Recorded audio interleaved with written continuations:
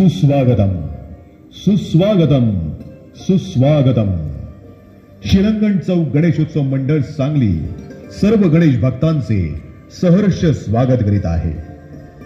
आमच्या मंडळाची स्थापना 1965. संस्थापक अध्यक्ष कैलासवासी बाळासाहेब वाघमोडे, कैलासवासी संग्राम वाघमोडे.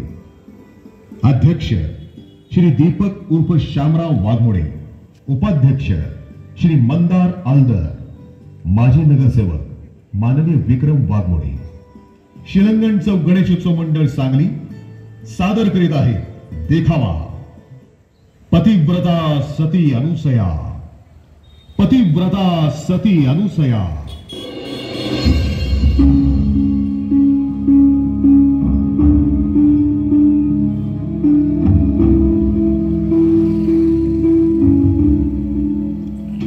एक फार मोठे तपस्वी ऋषी होते. त्यांचं नाव अत्री. त्यांची पत्नी अनुसया. पतीची उत्तम सेवा करणारी साध्वी पतिव्रता. पतीबद्दल आनंदी भक्ती आदर करणारी, आपल्या आश्रमात येणाऱ्या प्रत्येक अतिथींचे स्वागत करून आदराने भोजन देणारी अनुसया. दारी आलेला अतिथी उपाशी जाऊ नये हीच तिची धारणा. तिच्या पातिव्रत्याबद्दल सारी पंचमहाभूते तिला शरण जात. तिच्या समोर सूर्यदेव शांत होई, वायू शांत होई, अग्नी शीतल होई. तिन्ही लोकात तिचं अतिशय नाव दुमदुमलं. हे सर्व विष्णू पत्नी लक्ष्मी, शंकर पत्नी पार्वती आणि ब्रह्मदेव पत्नी सावित्री यांची अकानी गेली. अनुसया शूद्र मानव स्त्री आणि तिच्याबद्दल इतकं कौतुक होतं हे ऐकून या तिघींनाही मत्सर वाटू लागला. आता आपण तिचं शील भ्रष्ट करून सत्वहरणच करावं या हेतून त्या तिघी देवींनी आपापल्या पतींना सांगून अनुसयाची परीक्षा घेण्याचे ठरवले. ब्रह्मा, विष्णू, महेश यांनी ब्राह्मण रूप धारण करून अत्री ऋषींच्या आश्रमात भर दुपारी गेले.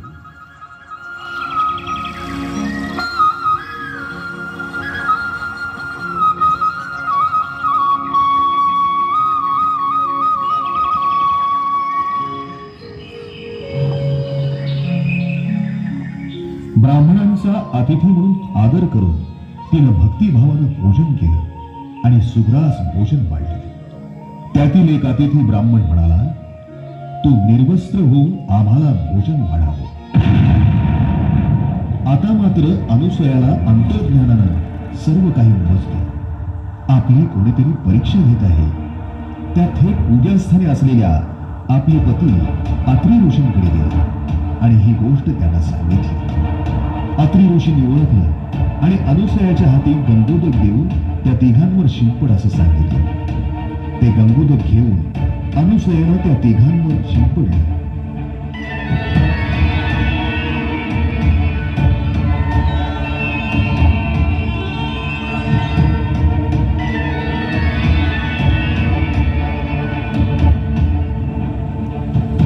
आणि त्या तिघांची तात्काळ 3 बालके झाली आणि त्या 3 बालकांना अनुसयेनं यथेच्छ भोजन देऊन तृप्त केलं.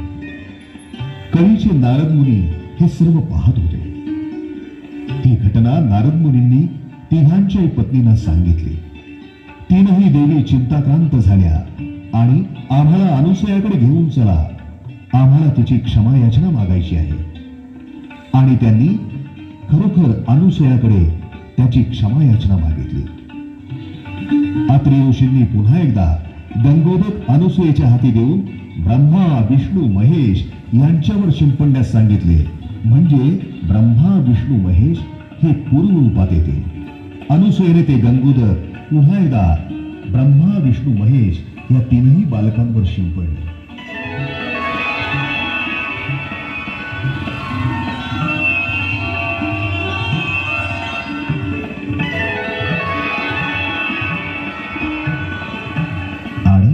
ब्रह्मा, विष्णू, महेश हे पूर्व रूपात आले. ब्रह्मा, विष्णू, महेश हे तेही अनुसयावर प्रसन्न झाले आणि त्यांनी तिला वरदान मागावयास सांगितले. त्यावर अनुसया मातेने तुम्ही तिघांनी त्रिमूर्ती होऊन पुत्राप्रमाणे माझ्या घरी राहावं असा वर मागितला. शंकरापासून दुर्वास झाले, ब्रह्मदेवापासून चंद्र, विष्णूपासून दत्त. तिघांपैकी चंद्र आणि दुर्वास तप करण्यास जाण्यासाठी अनुमती घेऊन अनुक्रमे चंद्रलोकी आणि तीर्थक्षेत्री गेले. तिसरा दत्त विष्णू कार्यासाठी भूतलावर राहिला. काही काळानंतर श्री दत्तगुरु यांचा मार्गशीर्ष पौर्णिमेच्या दिवशी अनुसूयापोटी जन्म झाला. आज आपण ही दत्त जयंती म्हणून साजरी करत आहे. ही कथा आहे श्री दत्त जन्माची, अनुसूयाची कथा म्हणून ओळखली जाते. दत्ता दिगंबराया हो स्वामी मला भेट द्या हो. दत्ता दिगंबराया हो स्वामी मला भेट द्या हो. दत्ता दिगंबराया हो सावळ्या मला भेट द्या हो. दत्ता दिगंबराया हो दयाळा मला भेट द्या हो. दत्ता दिगंबराया हो स्वामी मला भेट द्या हो. दत्ता दिगंबराया हो स्वामी मला भेट द्या हो.